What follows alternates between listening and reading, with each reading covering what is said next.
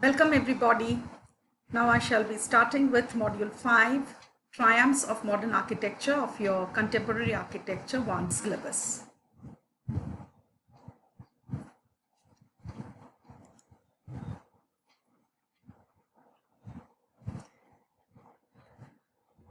Now, this is a famous quote by the architect Mies van der Rohe, who says, "Function follows form." This contradicts the quote by Louis Sullivan, which you have studied earlier. That is, form follows function. Now, what did Mies van der Rohe mean by this? This means that all the functions and all the materials that are suitable for use have to be organized and sheltered within a particular form. Now, in this context, the term monolithicism is also very relevant.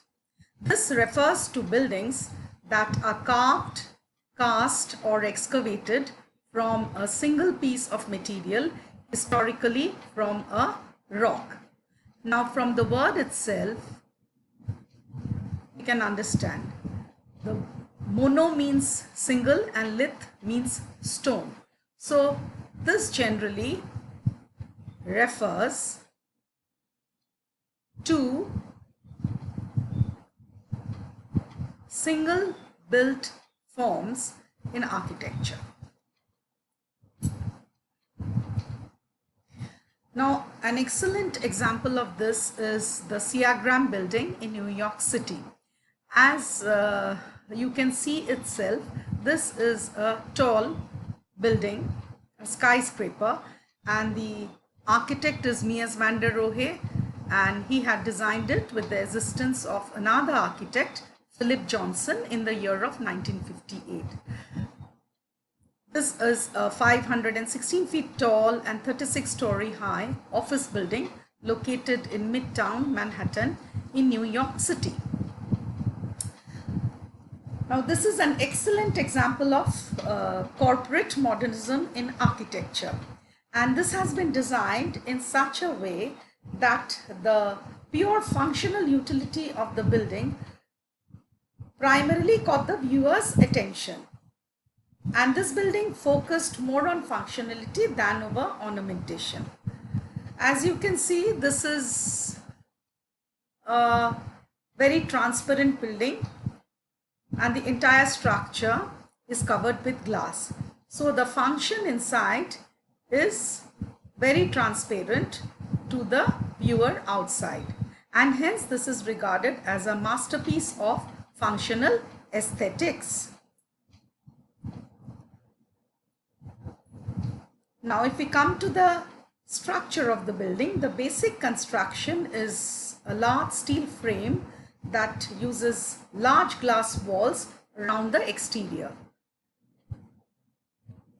However, these glass walls are non-structural members and they are hung from the frame itself. Now, initially, Mies van der Rohe wanted to expose his large steel frame construction, but due to the restrictions imposed by the American Code on Buildings, the steel components had to be covered by a fireproof material. And so, Mies van der Rohe had to use 1500 tons of bronze-stoned I-beams to give the impression of structural steel. No other ornamentation is found in this building. So, the basic concept was to create a building that used the physical construction elements itself to create an eye-catching and unique building.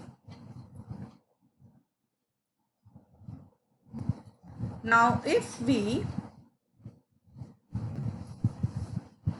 go to the top right hand corner and observe the plan, we see that this is the road and this is the premises, and the building is this, as is evident from the line of columns. Now, in those times, the general convention was to construct the building right from the street edge. Now, in contrast to this general convention, Mies positioned the building with a setback of 100 feet from the street edge, thus creating a huge open plaza. So this is the plaza. And this plaza, this is the view of the plaza. This had two fountains and this was granite covered, and this was used for outdoor seating by users. So this was something very creative in New York City in those days. Now here, this is a better view of the plaza. Here you can see that the plaza continues into the building as a horizontal, and it goes right into the lobby space. Hence we find no defined line between the interior and the exterior.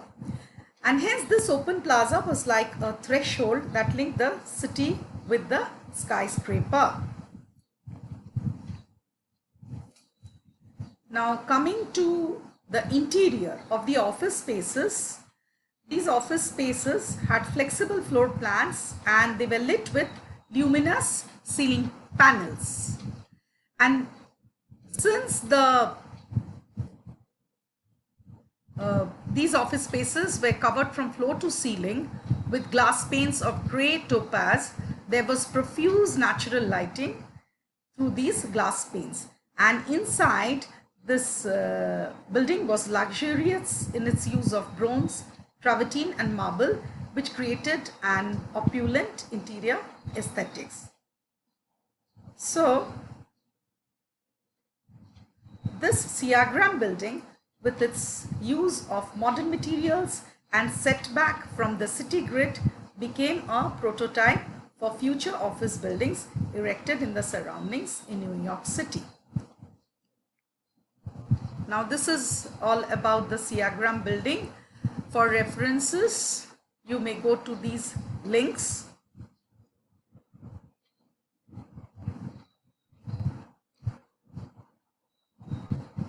So this is all about it. Thank you.